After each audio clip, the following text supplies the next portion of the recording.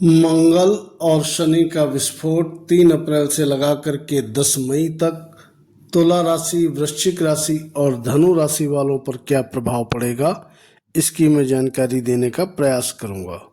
मित्रों नमस्कार, मैं मयंक त्रिपाठी नव ज्ञान ज्योतिष चैनल पर आप सभी दर्शकों का हार्दिक स्वागत करता हूं।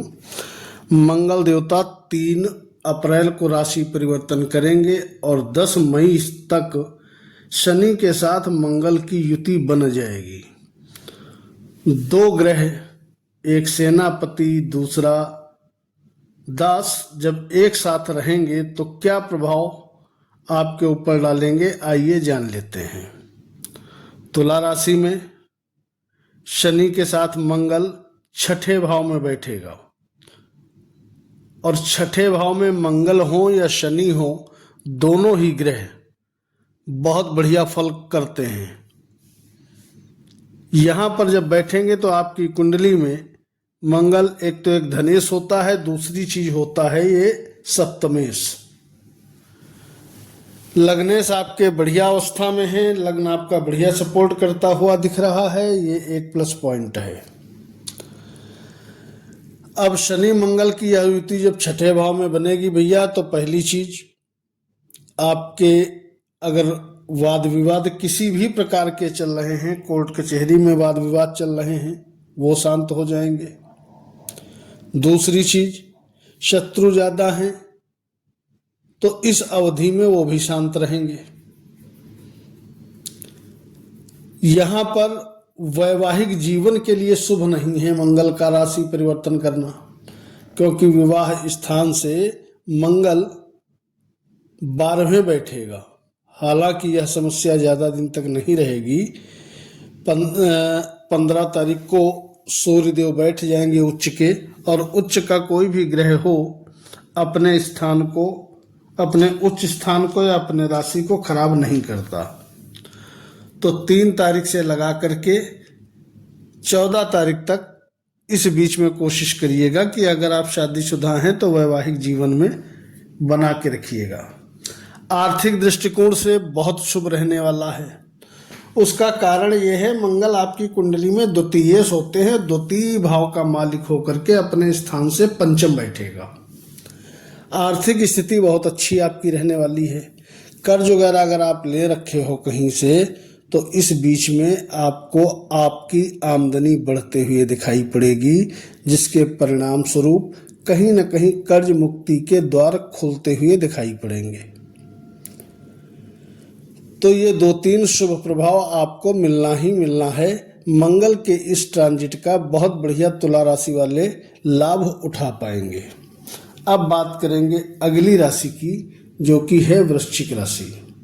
वृश्चिक राशि में भैया स्वयं लग्नेश होता है मंगल देवता, और ऐसा मंगल अपने स्थान से लग्न से पंचम यहाँ पर भी बैठ जाएगा। और दूसरी चीज, लग्नेश लग्न होता है अग्नि तत्व, और मंगल भी अग्नि तत्व ही का ही ग्रह है, और अग्नि तत्व यानी त्रिकोण भाव में ही बैठेगा। तो आपके लिए तो बड़ा शानदार रिजल्ट मिलने वाला है इस अवधि में।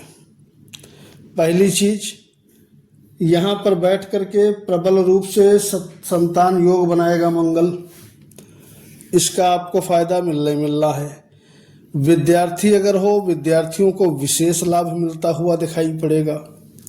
लेकिन प्रेमी जोड़ों के लिए शुभ संकेत नहीं है।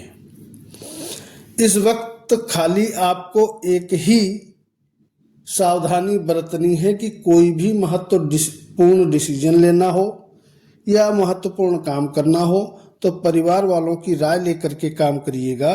जल्दबाजी में यदि आप कोई काम करोगे तो ही परेशानी उठाओगे, अदरवाइज कोई दिक्कत वाली बात नहीं है।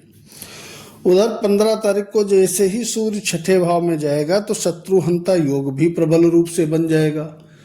तो दुश्मनों से छुटकारा पाना, बढ़िया तरीके से मान सम्मान मिलना, ऊंचाइयां मिलना, विद्यार्थियों को बहुत बढ़िया लाभ मिलना, और मंगल शनि दोनों का ही प्रभाव आय स्थान पे पड़ेगा, तो कहीं ना कहीं आय भाव की वृद्धि होना, और उधर गुरु अपने भाव को देख रहा है, तो इसका मतलब ये रहा है कि धन की भी वृद्धि होते हुए दिखाई पड़ेगी।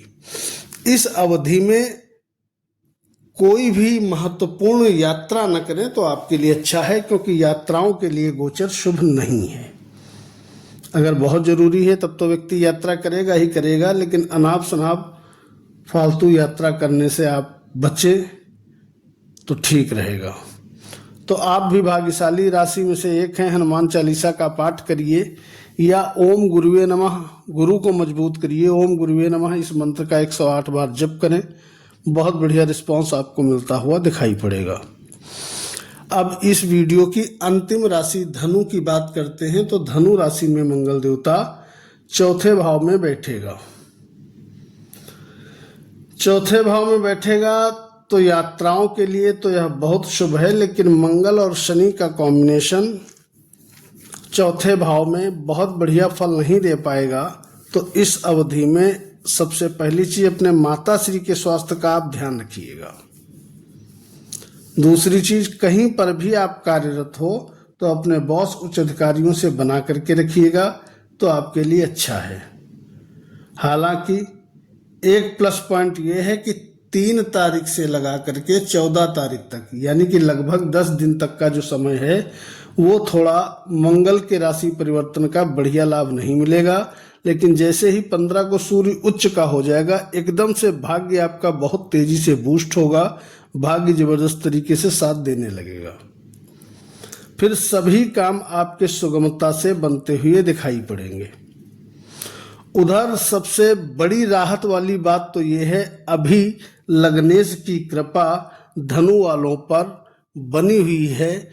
ये एक बहुत बड़ा सुकून वाला समय रहने वाला है कि लग्न भी बलवान है, लग्नेश भी बलवान है। तो काम कारोबार भी आपका ठीक चलता रहेगा, कहीं कोई दिक्कत वाली बात नहीं है। स्वास्थ्य भी बढ़िया रहेगा, मान सम्मान भी मिलेगा, ऊंचाइयां भी मिलेंगी।